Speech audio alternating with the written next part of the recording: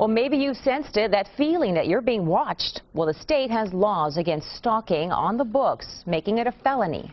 What if police don't recognize it? And what if it's a complete stranger who's bothering you? Tonight, Joe Conger and the I-Team investigates.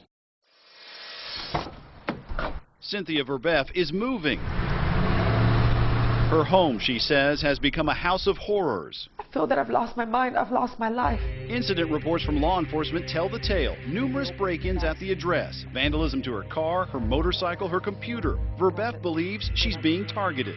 Everything, they just went through everything. But sheriff's detectives had little to go on because the vandals, though often destructive, stole nothing.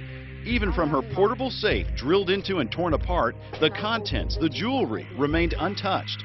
Verbeff says her troubles didn't start until she met these two men. One would become her ex-boyfriend, the other was his partner in a San Antonio pain clinic, Dr. John Hall.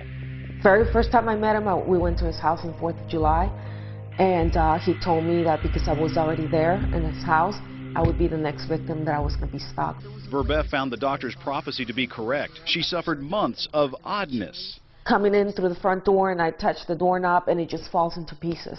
Lights left on, doors open, furniture moved, her clothes dryer disassembled. Her friends say they noticed the strange happenings. They tell the I-Team they even witnessed a gas oven left turned on. As soon as you walk in the house, you'd smell gas in the house. So the whole house smelled from gas. So immediately turned it off and opened up the doors. But I mean, that thing doesn't just turn on by itself. And it had been running for a good length of time. Or the time Verbeff and a friend say they were stalked at a mall. I saw him following us to several stores, and I would see the man close to us, looking at us. The girls had the presence of mind to snap a photo with their phone. Verbeff says all these happenings culminated in an assault. The 39-year-old believes someone drugged the food in her home and returned later to rape her. I know something happened to me because a woman knows. She filed a report and was briefly hospitalized with signs of sexual assault. Dr. Hall says what Verbeff describes is known as gang stalking. Indeed, he writes about it in his book, A New Breed, Satellite Terrorism in America. Verbeff is not alone. Others in San Antonio have contacted the I-Team and described similar types of occurrences. The urine arsenic is above normal. We shouldn't have arsenic. Linda Johnson says someone poisoned her water supply with heavy metals in northwest San Antonio. Then there's her story about the bracelet that went missing, then reappeared. Police, she says, have stopped listening to her.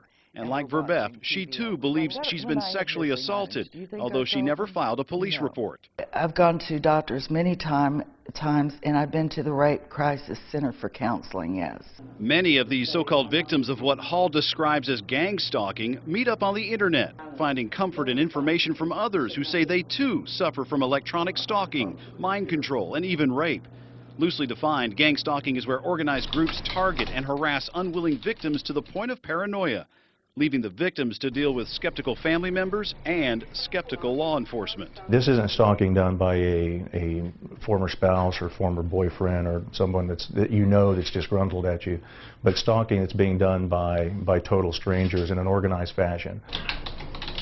And some internet links take you here to the book mentioned earlier, written by Dr. John Hall. The book is fact. It's not a book of fiction.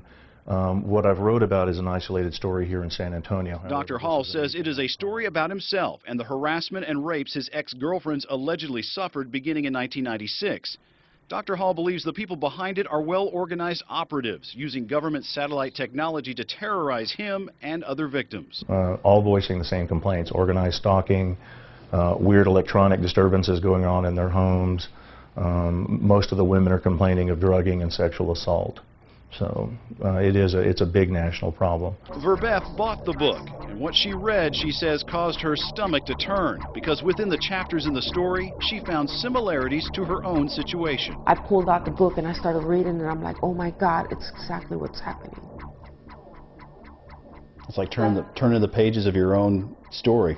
Everything. Remember the doors, windows, even the clothes dryer taken apart? Page 35, third paragraph, talks about reassembling appliances. The drugged food and rape? Page 52 talks of concealing Rohypnol, the date rape drug, in drinks and food. The account in Hall's book is chilling, and the I-Team uncovered some truth to his story. San Antonio police reports indicate there was a rape reported in 2007 in the same quad of condos where one of Dr. Hall's girlfriends supposedly lived. San Antonio police say the condo rape remains under investigation. And Bexar County detectives say Verbeff's assault remains open as well. And although there are some interesting connections to Dr. Hall in the book, law enforcement won't and cannot say if Dr. Hall is even a person of interest. The I-Team thought the similarities were striking and asked him. Could you, in fact, be the person that's creating this mess for these women? And that's actually one of the reasons why I got out of my ex-fiance's life, to make sure that they weren't victimizing her in order to get at me. Dr. Hall says he's been targeted by the same groups. There's mention in the book of a conspiracy by the criminals and by fellow doctors.